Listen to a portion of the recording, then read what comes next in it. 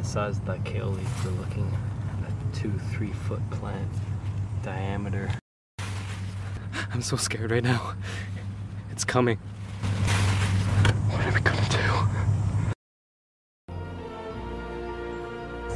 This Jurassic black dinosaur kale is what we might have been looking at back in the Jurassic era, when soils had not been depleted. Now I know kale didn't exist in this form back then.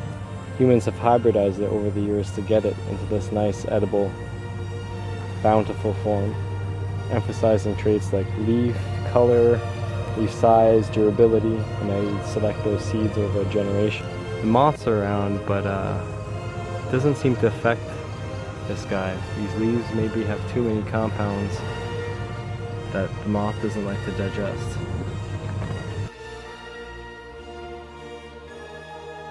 This one is a good example of what Dan Kittredge talks about complex plant compounds and the order in which they're made in a plant.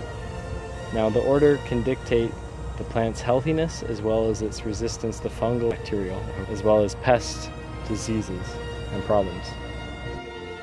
This is what kale can look like when you remineralize your soils.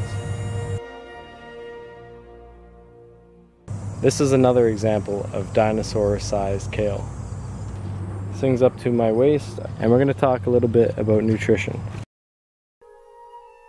Basically you have simple sugars, then you have carbohydrates, advanced carbohydrates, proteins, essential oils, and antioxidants, and fat and lipids. This is a possible example of high metabolic action and activity in the kale plant due to proper nutrition. You'll notice how the leaves are actually waxy.